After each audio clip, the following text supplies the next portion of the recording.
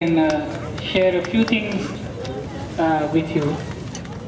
When I was about 19, that was almost like 20 years back, I had been to a camp, and that camp was at a village called Raiganj Siddhi.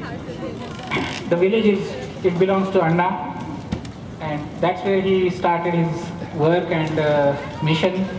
And even in those days, he was quite famous in Pune, Maharashtra, for the work that he had done. And the work that he had done was really in a very different field.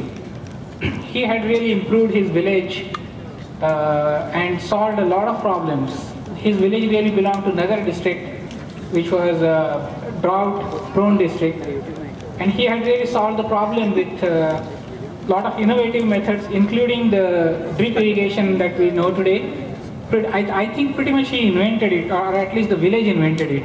So much so that experts from Israel used to come and used to come and learn how he did it. So that was one of the reasons why we went to that village. We were a team of 50 youths, and we participated in this camp. And at the end of the camp, about 5 days into the camp, on 5th day, Anna himself came and concluded the camp with us. And even in those days, he was very passionate about corruption and the problem of corruption and how it is holding us back as a country. And one of the interesting things that I just wanted to share with that interesting thing that he said. I mean, you have to understand, he comes from military background. So his aggression, his stubbornness, it's ingrained into him from the Indian military. And so he said to us, you know, you guys have come here, you have spent 5 days with me, we have seen the village and everything, that's great. But one of the things that I would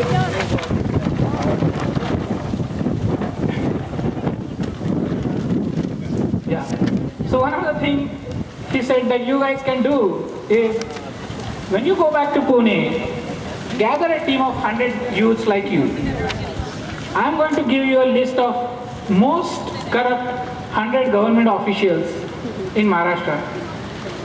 And you go and then, you know, each one of you select that official, set a date with that official, an appointment at 10 o'clock on such and such day, all of you on the same day, and just go to the office, meet him at 10 o'clock on that day, all of you again, the same day, same time. And when you see him, don't do anything, don't say anything, just slap him fast in his face. And I mean, we just love that idea, and I tell you, I mean, at 19, I love that idea, and even at 39, I love that idea exactly the same. And he said, imagine what will happen. I mean, the next day, in the newspaper, all the newspaper in Maharashtra will say, 100 youths slapped 100 corrupt officials in Maharashtra. I mean, that will make a pretty big statement than any kind of protest or morcha or anything. So, you know, I think a lot of people say, this guy is stubborn and he is really blackmailing the Indian democracy and Indian constitution and this and that. But I think, I mean, just look at all of these people. Honestly, Satish and I, we were just talking about what kind of response we are going to get, and I said to him, Satish, I think in this kind of weather, if we find 100 people, I think it's going to be a success. And you know what? Even before 5 o'clock, we have 100 people right here. And so, it's the people are already so much passionate about it. And I think what Anna has done is he is really, honestly, he is nothing but he has pretty much given all of us a vent our frustration, right? And I mean, I thought I'll just share what I remember from those days. And it's really heartening to see. Even after that, he went on to establish the right to information in Maharashtra. He did agitation against a couple of ministers and successfully removed those ministers from their posts.